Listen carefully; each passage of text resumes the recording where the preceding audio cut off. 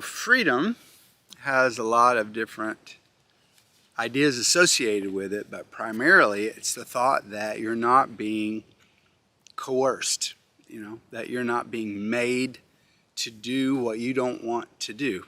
Although, all of us, we have bosses, we have parents, we have a structure of society, we have the police, so you're really never free from this. But the idea that, we can be free, and it's really freedom is locked up inside our heart because when we were created, the thing God said is take dominion, take charge of your little world. Whatever part of the world is yours, take charge of it and be free. In that, in God's own name pretty much means freedom. I will be what I will be. A lot of Christians have a practice that I would commend to you today, and that is to read a little book of 1 John and read it every day, because he talks about the two things that come against our freedom. The first one is inner compulsions, that deep thing inside of me that wants to pull me down, that wants to get me obsessed, that wants to put bitterness in my heart and have it grow.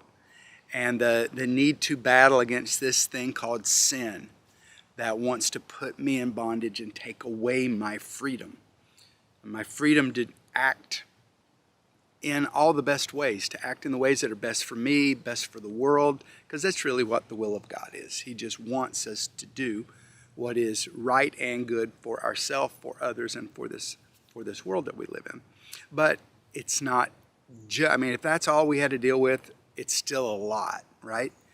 But that's not all we have to deal with. We have a global conspiracy that John, in the Gospel of John and the Epistle of John and the book of Revelation, because he wrote all three of those, and you see his fingerprint on all of them, and he's got this concept that he calls the world, and he does not mean, this beautiful, physical, natural world. That's not what he's talking about. He's talking about the conspiracy that you will find in every nation in the world in the pillars of society. So those pillars are banking, education, family system, religion, government. These are today media. These are the things that hold our world up. And in these pillars you will find they are not free. They are not neutral.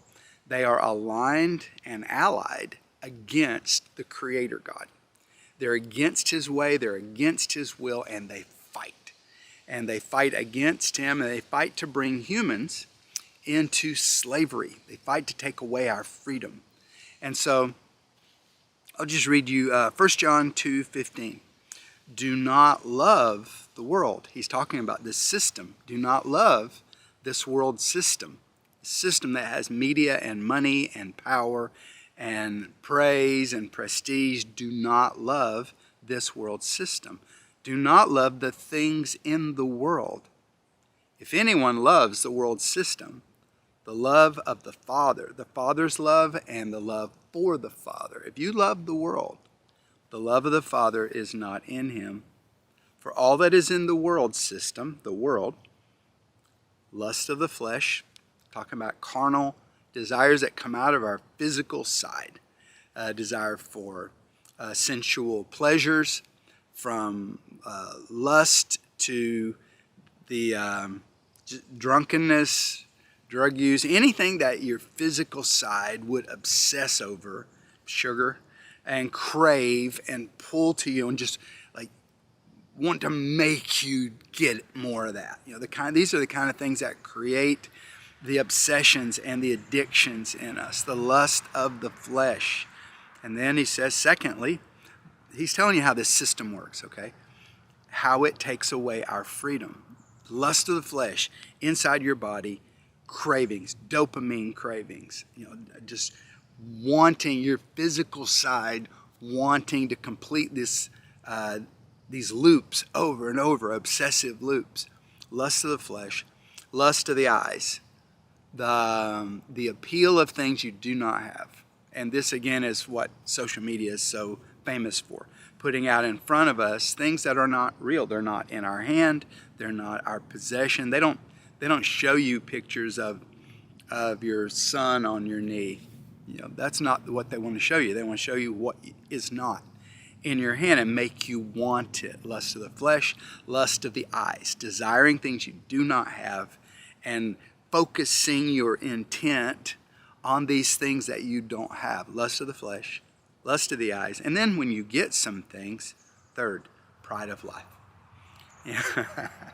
Being puffed up and cocky over every little thing. If you're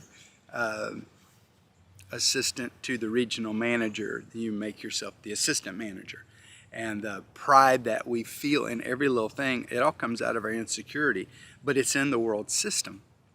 I heard somebody talking about life in the military this week, and he was saying you must never be late in the Army because it's the puffing up of your superior. He wants to feel important. He wants to walk in, and right there you're all beneath him and you're all assembled.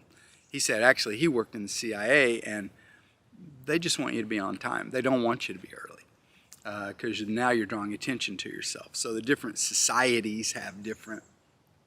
Anyway, I'm going to cut that part out because it has nothing to do with anything. Lust of the flesh, lust of the eyes, puffed up pride about what you have in life. He says, none of that is from the Father. All of that is from the world. That's verse 16. Verse 17, and this world is passing away, and the lust that's in it. But the one who does the will of God, he abides forever. Anyway, it's just a beautiful book. It will talk about the power of deception that's in the world. It'll talk about the mind games that are going on in the world. And it just encourages us to understand there is a fight to be free, and freedom is worth fighting for. But your personal freedom goes a lot deeper than being able to vote every couple of years and say who your next leaders will be. Freedom is the liberty inside to live the way you want to live, in a way that is healthy and productive and lifts you up and lifts up everybody around you. Jesus came to give us freedom. He wants to give it to you.